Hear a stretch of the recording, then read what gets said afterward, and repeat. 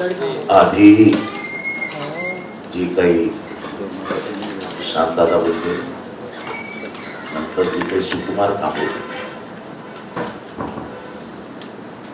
जेव्हा जेव्हा cut budgetary cut येईल तेव्हा तेव्हा नेमका तो दलितांचाच कट का जातो. एसटी एससी समाजाच्या निधीत कायम वेगवेगळ्या योजनांना पैसे दिले जातात. कायम वेगवेगळ्या योजनांना पैसे दिले जातात. मला वैयक्तिक कोणाचं नाव घ्यायचं नाही, आता त्यांनी नाव घेतलेलं आहे.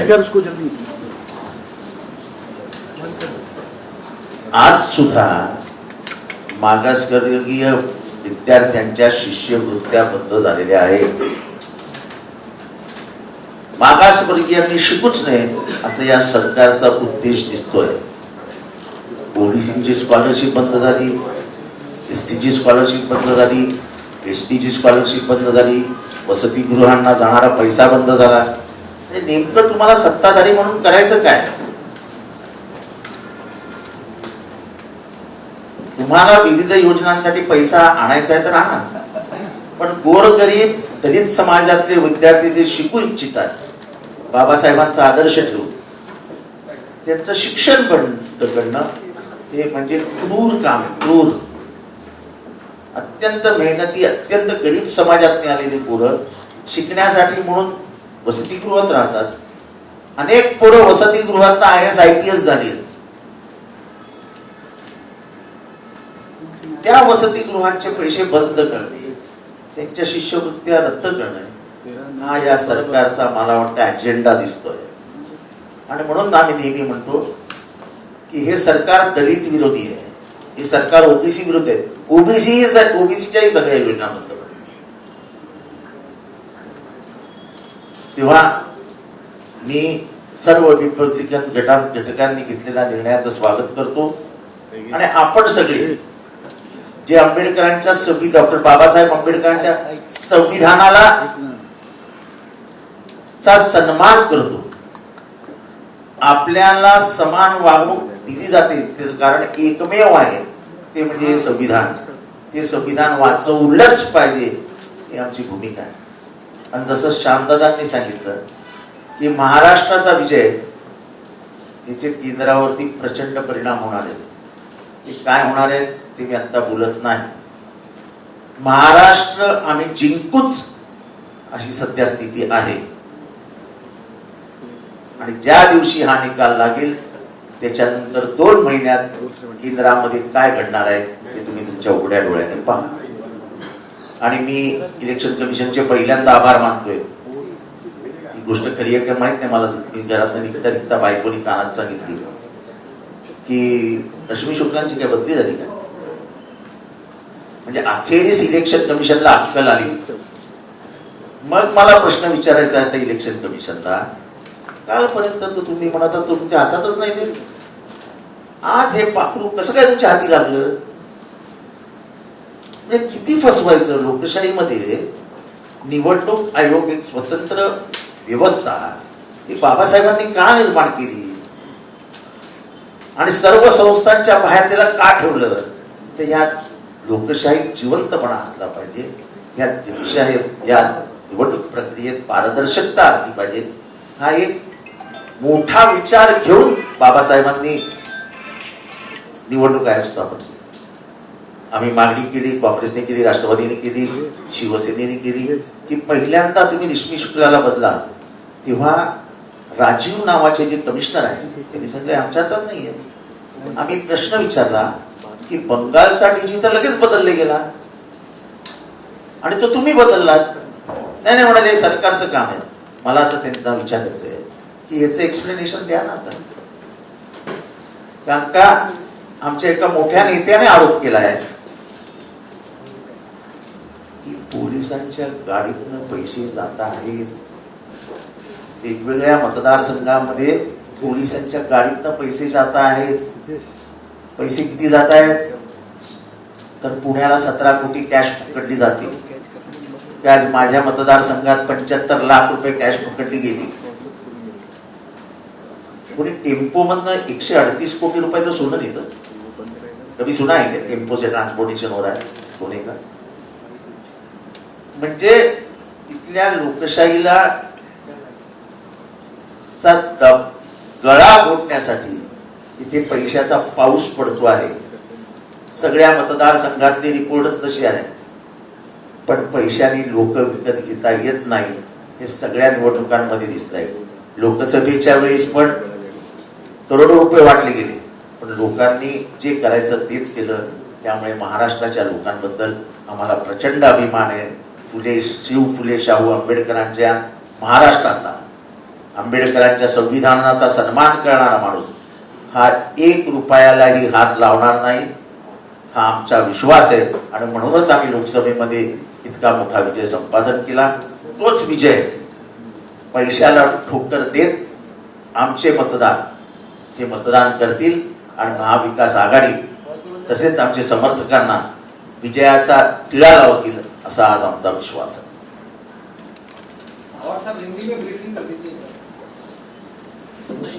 ये सर हिंदी मध्ये हिंदी में हाँ जी जी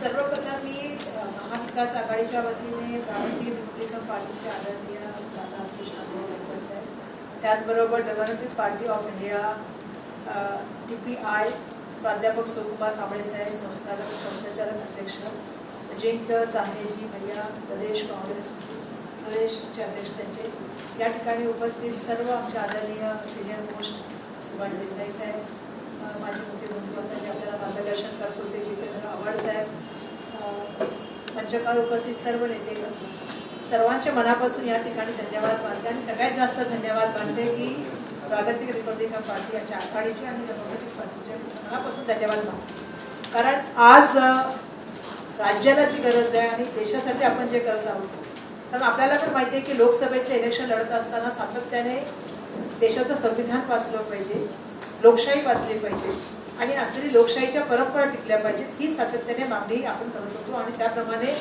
कोणीतरी सांगितलं होतं मी 400च्या पार जाणार, त्याला लोकांनी 240च्या आतमध्ये थांबवण्याचं काम केलं. आज भाजपाची काय परिस्थिती, आता जितेंद्र आव्हाड साहेबांनी सांगितलं, आपण सगळेजण सामाजिक क्षेत्रामधले कार्यकर्ते आहात, चळवळीचे नेते आहात.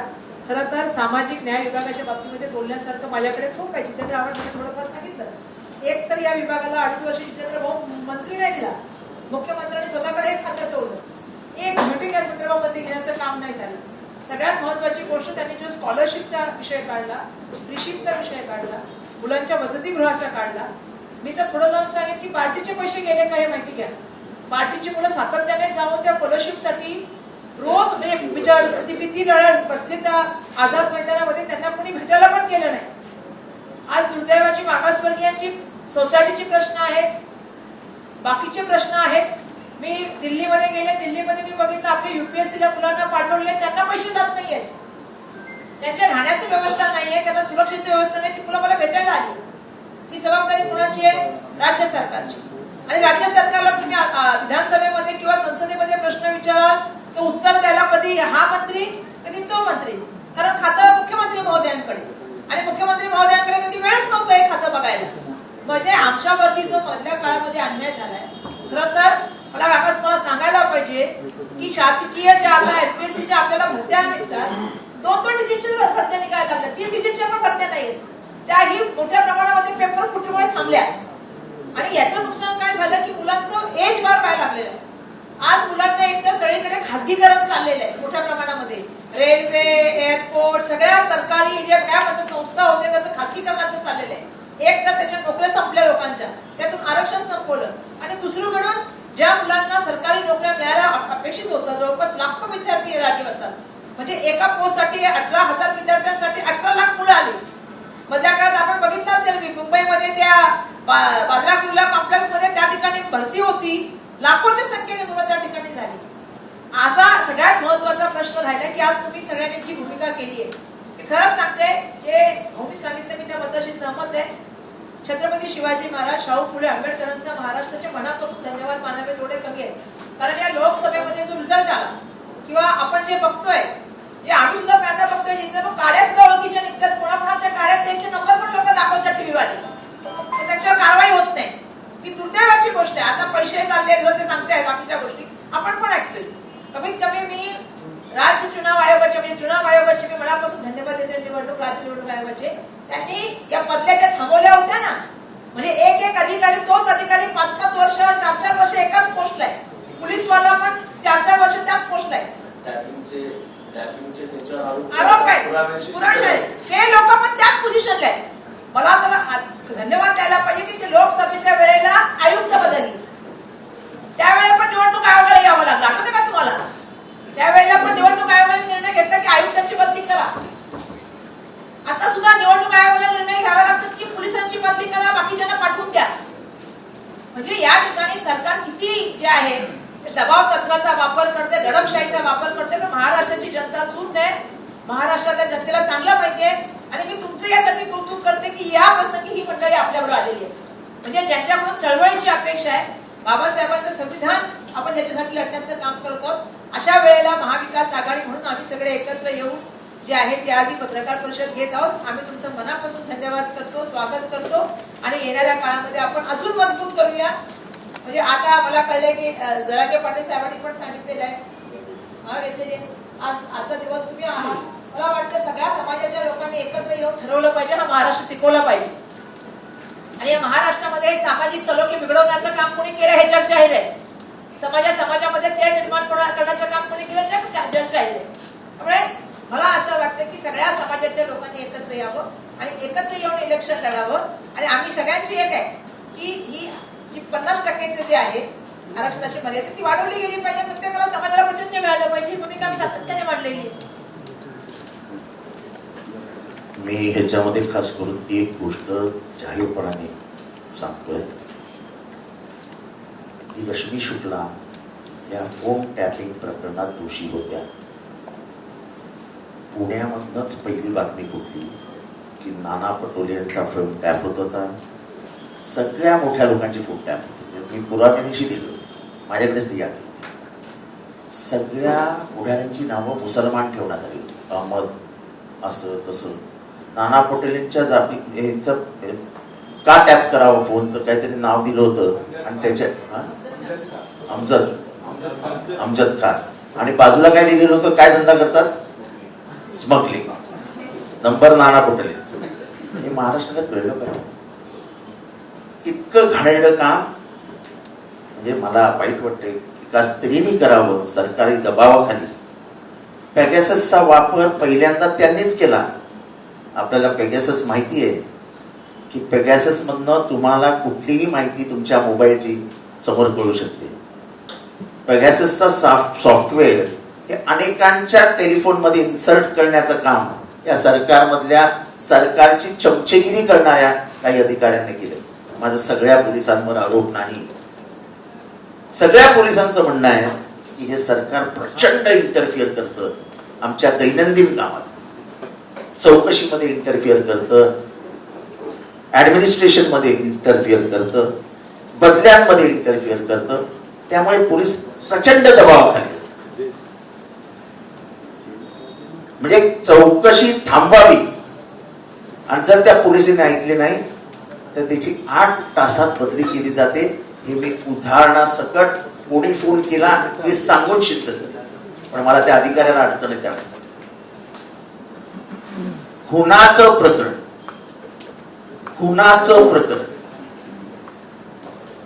तो शेवटच्या टोकापर्यंत पोचला. मंत्रालयात फोन गेले, थांब. मी जेवढा बोललो रागात तेवढ्या रागात नाही. आई बहिणीवर शिव्या दिल्या आणि सकाळी 7:30 वाजता त्या माणसाची बदली झाली. आणि ज्यांनी बदली करून आणली, ज्यांनी वरती फोन फिरवले होते, त्यांनी सकाळी त्याच्या टीपी वरती बदलीचा कागद ठेवला. म्हणजे काय, माझ्या नादाला लागू नका, कुठल्याही क्षणी बदली करू शकतो. हे पुराव्यासकट कधीतरी मी उघड करीनच. त्यामुळे पोलिसांनीही माझी विनंती आहे की महाराष्ट्राच्या राजकारणात तुमची महत्वाची भूमिका आहे. इथली लोकशाही आणि संविधान जिवंत ठेवण्याची जशी आमची जबाबदारी त्याच्यापेक्षा काही पटीने जास्त तुमची जबाबदारी आहे. केवळ वरचा फोन आला म्हणून केसेस नोंदवणं, वरचा फोन आला म्हणून केसेस न नोंदवणं हे काही योग्य नाही. असं वागू नका. तुम्ही लोकशाहीची हत्या करताना दिसता आहात. सगळेच पोलीस नाही, काही पोलीस. पण जेवढा परिणाम या देशावर होईल तेवढा परिणाम तुमच्यावर देखील होईल, हे लक्षात ठेवा. आज पोलिसांच्या पगारासाठी पैसे नाहीत. पुढच्या महिन्यात शासकीय नोकरांचा पगार देण्यासाठी पैसे नाहीत. अशा परिस्थितीत सर्व शासकीय नोकरांनी महाराष्ट्र विकास महाविकास आघाडीला म्हणजेच इंडिया अलायन्सला मदत करावी, जेणेकरून आमच्या सरकारमध्ये असताना कधी असं दबाव, बदल्या, रातोरात बदल्या अशा कधीच झाल्या नव्हत्या. उद्धव ठाकरे मुख्यमंत्री होते, त्यांना इथं पटतच नव्हतं. आणि शरद पवार साहेबांना आजही पोलीस का मानतात, तर त्यांनी ते मुख्यमंत्री असताना किंवा त्यांच्या मंत्रिमंडळातले मंत्री असताना त्यांनी कधीही हस्तक्षेप केला. पोलिसांनी पोलिसांचं काम करावं, योग्य रीतीने करावं, त्याच्यावर आमचा विश्वास आहे. आमचा किंवा पोलिसांनी राजकीय दडपणाखाली न येता तुम्हाला जी शपथ घातलेली आहे, तुम्ही जी शपथ घेतलेली आहे ती पाळावी, एवढीच माझी सर्व पोलिसांना विनम्र हात जोडून विनंती आहे. या ना तुम्ही.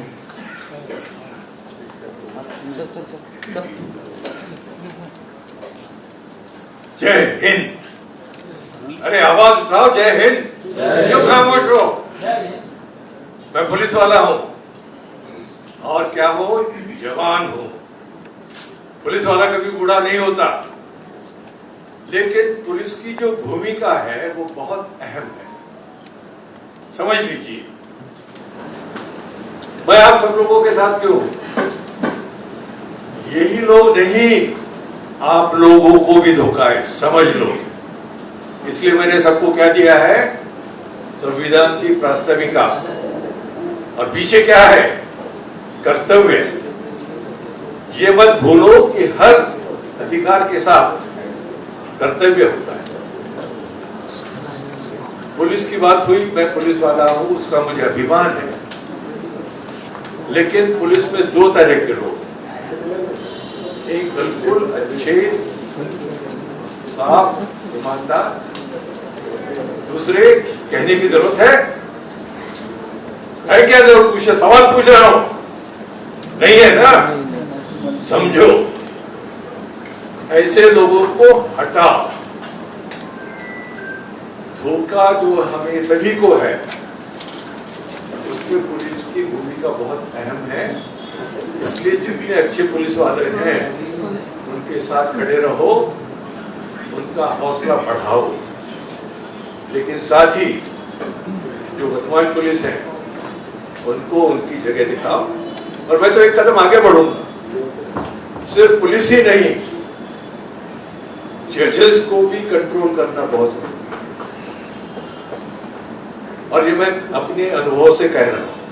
नहीं, हंसने जैसी बात नहीं. जब जनाब आप हंस रहे हो, इसमें हंसने जैसी बात नहीं है, बहुत सीरियस बात है. एक बदमाश पुलिस वाला अगर आपको अंदर डाल देता है ना, 15, 20, 25 साल तक सड़ते रहोगे. जज आपकी केस को देखेगा भी नहीं. क्या कहेगा? जब चार्जशीट, जब ट्रायल होगी तब देखेंगे. ट्रायल कब होगी? अगर किसी पैसे वाले ने आपको जब फंसाया है तो वो देखेगा कि 15, 20, 30 साल तो आपकी ट्रायल ही नहीं होगी.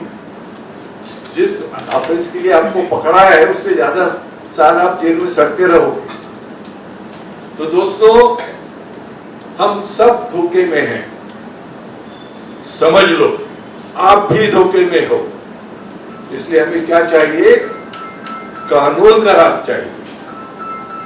मैं बिल्कुल खुलेआम कहना चाहता हूं, हर पक्ष के बहुत बड़े बड़े नेता, जब मैंने उनके कार्यकर्ताओं को पकड़ा तो उन्होंने मुझे सपोर्ट दिया है. उसमें शंकरराव चौहान जी से लेकर आदरणीय शंकरराव चौहान, आदरणीय पवार साहब, आदरणीय शिंदे साहब, किन के नाम बुना, बाला साहब ठाकरे, हर किसी ने मेरी बात सही थी इसलिए मुझे सपोर्ट किया. हर किसी ने.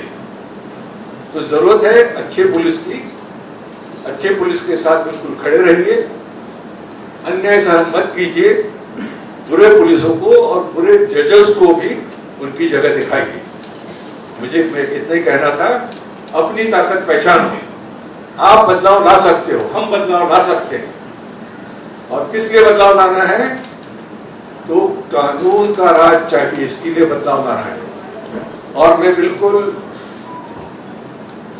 अभिमान से और पूरे दिल से कह सकता हूं, यहाँ जो लोग भी बैठे हुए हैं, ये लोग कानून का राज बिल्कुल लाएंगे, राज्य घटना को बचाएंगे, और इसमें हम सबको हमारा साथ देना है। अगर मैंने कॉन्स्टिट्यूशन पढ़ा तो किसने दिया है? ये हमने हम ही को दिया है। तो दोस्तों, कॉन्स्टिट्यूशन समझिए, अपने कर्तव्य समझिए, अपनी जिम्मेदारियां समझिए और उसका पालन कीजिए। जय हिंद। एक महत्वाची गोष्ट सांगतो की चतुर्थ श्रेणी कर्मचारी जे आहेत, जिल्हा परिषद, महानगरपालिका, मंत्रालय, ह्याच्यामधली जी कॉन्ट्रॅक्च्युअल सिस्टीम कॉन्ट्रॅक्टर्सचे खिशे भरण्यासाठी आहे, त्याच्यामध्ये अनेक जण हे राजकारणातले आहेत, डमी कंपनीज काढतात आणि अब्जोनी रुपये खिशात घालतात. आम्ही सगळेजण बसणार आहोत, याच्यावरती धीर गंभीर विचार होईल आणि चतुर्थ श्रेणी कर्मचारी हे कॉन्ट्रॅक्टवर घेऊ नये असं ह्यांचंही म्हणणं आहे, माझंही आहे आणि ह्यांचंही आहे. परमनंट नोकऱ्या जर आपण देऊ शकतो तर कॉन्ट्रॅक्ट लेबर मधनं एक्सप्लॉयटेशन का करायचं? आपण किती पगार देतो? त्याच्यातले 5,000 रुपये कापून त्यांच्या हातात जातात. 5,000 रुपये कापतात. ग्रॅच्युटी, प्रॉव्हिडंट फंड, कशाचा आता पता नाही. इन्शुरन्स नाही, उद्या काय झालं बायकोला विचारणार कोण नाही. त्यामुळे या चतुर्थ श्रेणी कर्मचाऱ्यांची जी अस्वस्थता आहे ती कुठेतरी कमी केली पाहिजे, कमी नाही संपवली पाहिजे, आणि त्याच्यासाठी आम्ही वचनबद्ध आहोत ते सांगण्यासाठी मी परत माहिती घेतली. अशा रीतीने महाविकास आघाडी आणि प्रागतिक रिपब्लिकन पक्ष यांची ही संयुक्त पत्रकार परिषद इथे झाली आहे, होत आहे. जे निवेदन आणि त्याच्यातून जे मुद्दे श्यामदादा गायकवाड आणि प्रागतिक रिपब्लिकन पक्षाने दिलेले पुष्कळ मुद्दे आहेत, पण त्याच्यातले बरेचसे मुद्दे हे माझ्या माहितीप्रमाणे आमची जी जाहीरनामा समिती किंवा वचननामा समिती आहे महाविकास आघाडी, ते वचननाम्यातच घेण्याचं ठरवलेलं आहे. त्यामुळे पुष्कळशा प्रमाणात म्हणजे बहुतेक सर्वच ठिकाणी त्यांचं आमचं ही मानसिकता एकच आहे. आणि मग राज्यात जातीनीय जनगणना करण्यात यावी ही मागणी असो, किंवा आरक्षणाची 50% मर्यादा वाढवून ती 75% घ्यावी यासाठी दबाव वाढवणं असो, ह्या मागण्या पूर्णपणे आम्ही सहमत आहोत. आणि बऱ्याचशा त्या आमच्या काही दिवसात आता वचननामा जो प्रसिद्ध होईल. शिष्यवृत्त्यांच्या बाबतीत जितेंद्र आव्हाड आणि वर्षाताईंनी अगदी सविस्तर सांगितलेलं आहे. ही तर आमची कमिटमेंटच आहे. अशा ज्या काही गोष्टी आहेत, झोपडपट्ट्यांच्या बद्दल आपण जे बोललेले आहेत आणि जी काही दुरवस्था झालेली ती किती दुरुस्त करावी लागणार, ते ह्या सगळ्या ज्या गोष्टी आहेत ह्या तुमच्या आणि आमच्या विचारांमध्ये एकरूप झालेल्या अशा गोष्टी आहेत. त्यामुळे आपण चिंता करू नका. त्याचबरोबर मी इथे स्पष्ट करतो, आम्ही आमच्या सर्व वरिष्ठ नेत्यांशी किंवा प्रत्येक पक्षप्रमुखांशी सुद्धा या बाबतीत सविस्तरपणे बोललेलो आहोत. जरी ह्या जागा वाटपामध्ये आम्हाला ह्या गटांना इथे सामावून घेता आलं नाही, तरी सुद्धा येणाऱ्या सत्तेमध्ये या सर्व सामाजिक संघटना, रिपब्लिकन गट जे आहेत त्यांना मान सन्मानाची वागणूक मिळेल. अनेक संधी येतात ज्याच्याद्वारे आपल्याला महाराष्ट्राची जनतेची सेवा करायची आहे. काही चांगल्या पदांची सुद्धा नियुक्ती ही सुद्धा आपल्याला संधी मिळते.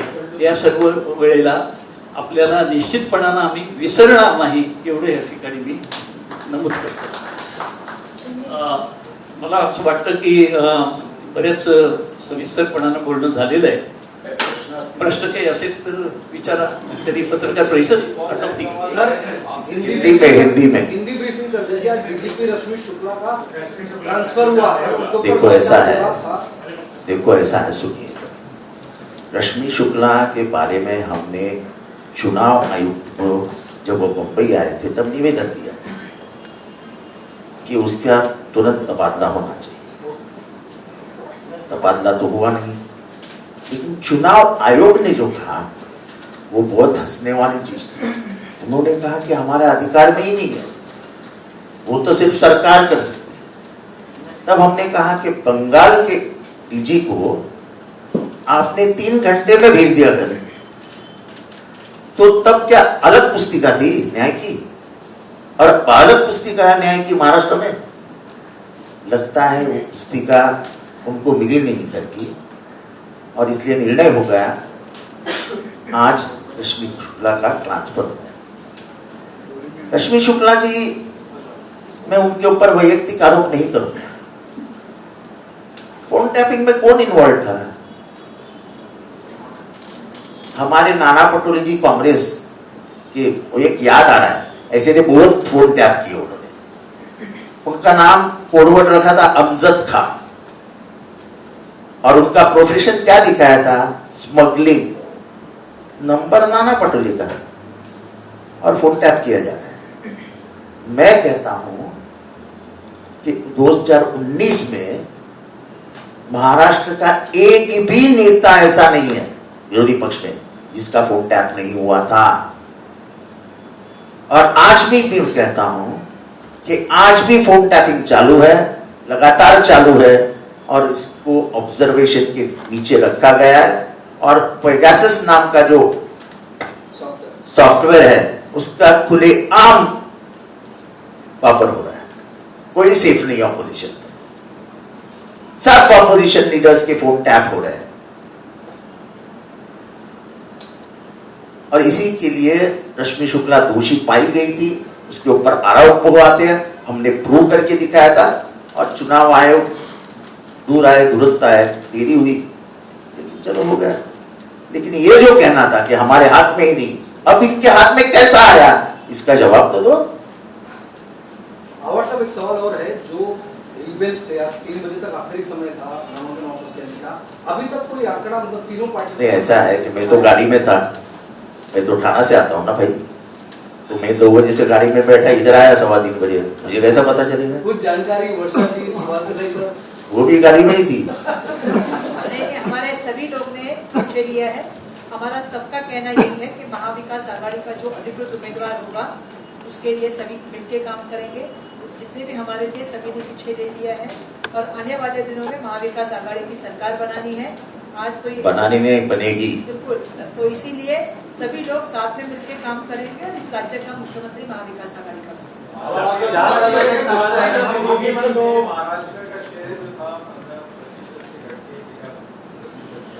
तेरा और 1% जो है बिलियंस ऑफ डॉलर्स का होता है. तो इस गिरावट की आप ऐसा है कि महाराष्ट्र की जो आर्थिक परिस्थिति है वो पूरी चूर चूर हो चुकी है.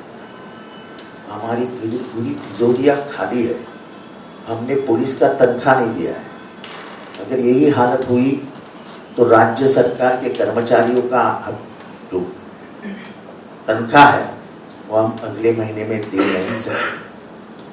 जो इम्बैलेंस हुआ है, फाइनेंशियल इम्बैलेंस, उसके वजह से हर हफ्ते हमारी सरकार है ना, भले वो चला रहे हैं लेकिन सरकार महाराष्ट्र की है.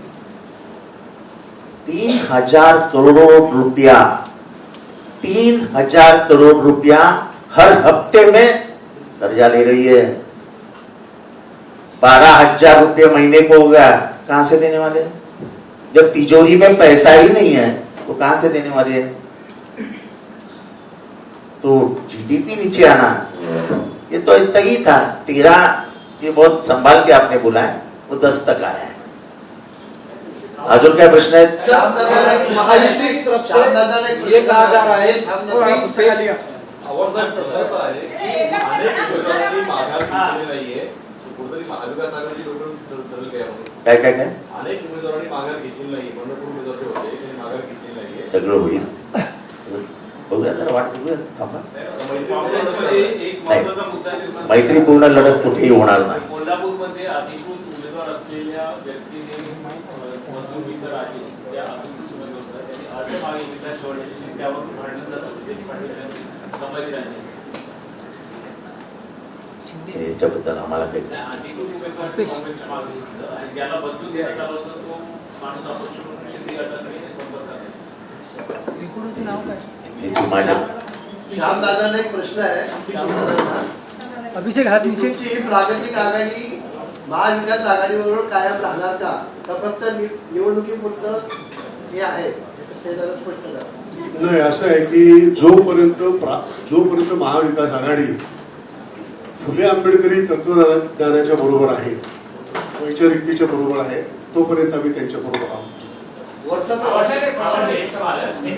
समाजवादी पार्टी के नेता जो भिवंडी के उम्मीदवार है राइट ने मांग किया है महायुति से कि उसके पर समुदाय है उनको आरक्षण मैनिफेस्टो में लाया जाए सरकार ने मांग किया. हाईकोर्ट महाराष्ट्र हाईकोर्ट ने जो कहा है उसका अमल हम करेंगे. ये बिल्कुल हमने हमारे मैनिफेस्टो में दिया है और सबको आरक्षण मिलना चाहिए. इसके लिए तो हम कह रहे हैं कि आरक्षण की मर्यादा जो 50% पे है उसको बढ़ाया जाए क्योंकि बिहार में जो जाति निहाय जनसंख्या हुई उसमें 85% ये पिछड़े दलित और अन्य समाज के पाए गए. इसलिए तो हम कहते हैं कि जाति निहाय जनगणना करो. एक बार पानी का पानी दूध का दूध पानी का पानी हो जाएगा. तो आरक्षण के खिलाफ जो एक गुस्सा उठाया जाता है लोगों को भड़काया जाता है खत्म ही हो जाएगा. मैं महाराष्ट्र का बताता हूँ. भुजबल साहब क्या बोलते हैं 54% ओबीसी है. बोलते कि नहीं बोलते ये तो मैं नहीं बोलता. 10% आदिवासी 64%, 12-13% शेड्यूल कास्ट कितना हो गया 75 के ऊपर तो इधर ही चले गए. तो जनगणना करो ना एक बार ही सबको बता दो भाई ये पिछड़ा है अति पिछड़ा है ये है वो है. तो समाज में जो वो नहीं होगा. अगर ओबीसी 54% है तो आपको उनको आरक्षण देना है भाई. ये संविधान ने दिया है और उसको सुप्रीम कोर्ट ने उसको धप्पा मार के दिया है.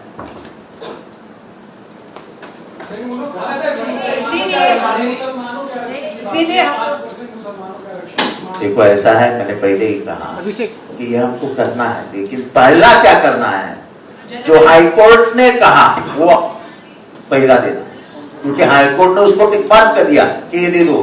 तो ये आघाड़ी सरकार ने उसको रोक के रखा है. हम उसको दे देंगे और जाति निहाय जनगणना ये हमारी मांग है और इस मांग के लिए हम लड़ते रहेंगे. मांग यही है कि जाति न्याय जनगणना होनी चाहिए और जिसका जितना बने उसको मिलना चाहिए. वर्षा जी एक सवाल है कि आज बीजेपी जिसमें आरोप लगाया है कि कांग्रेस ने जो वादे किए थे कर्नाटक में तेलंगाना में और हिमाचल में वहां पर सैलरी का संकट है. बहुत सारे वादे पूरे नहीं किए गए. हिमाचल की तो खबरें भी बहुत सारी आई आपने देखा होगा. क्या यहाँ पर क्या मैनिफेस्टो में जिस तरह से आप चीजें आप लोग बता रहे हैं क्या 6 तारीख को आप आइए बांद्रा कॉम्प्लेक्स में.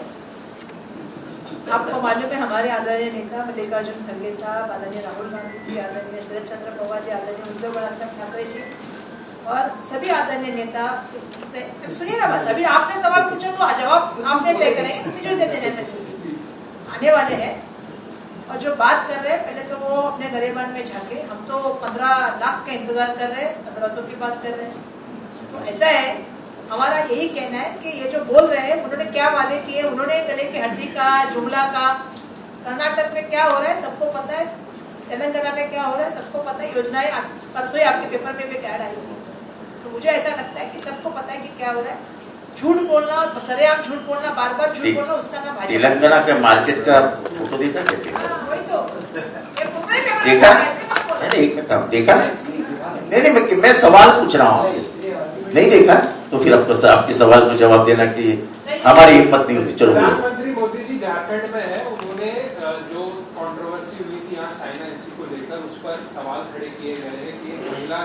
टच कर रही है, उससे बदसलूकी की गई और इसी तरह विपक्ष ऐसे करता आ रहा है, ऐसा आरोप लगाया है। क्या कहेंगे? ऐसा है कि एक इस पे तुम पूरा विपक्ष के बारे में बात नहीं करते हो ना। तुम्हारे लोगों को स्टेज पर देखा है लोगों ने क्या क्या करते हुए, तो क्यों हमारा मुंह खोल रहे हो? स्टेज पे देखा है, वर्षा पे देखा है, कहाँ नहीं देखा है। और सवाल ये है कि किसी महिला के साथ बदसलूकी नहीं होनी चाहिए, ये भूमिका हमारी पहले से- महिलाओं का सम्मान करवाना ये पहली बात है। होना चाहिए, ये हमारी भूमिका है। मी सर्व पत्रकार बंधूंनी आवाज पत्रकार परिषदेत थांबवत आहे. धन्यवाद. खाली बसा. हे दादा. अभिषेक अभिषेक देश के प्राइम मिनिस्टर मणिपुर में भी जाते हैं और बदनापुर में भी बोलते तो मुझे बहुत अच्छा लगता। देश के प्राइम मिनिस्टर सब महिलाओं के लिए बोलना मणिपुर चाहिए। में हर महिला के ऊपर रास्ते पे बलात्कार किया गया, उसको नंगा किया गया है, तब हमारे प्रधानमंत्री को दिखाने क्या? कोई भी महिला हो, हर चीज का पॉलिटिसाइजेशन मत करो मोदी जी। इस देश में महिलाओं के बहुत बड़े प्रश्न हैं और हम महिला के सम्मान में खड़े हैं।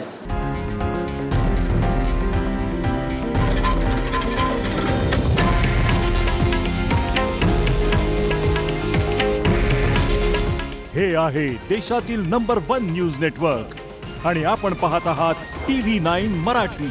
काळजी तुमची, हित महाराष्ट्राचं.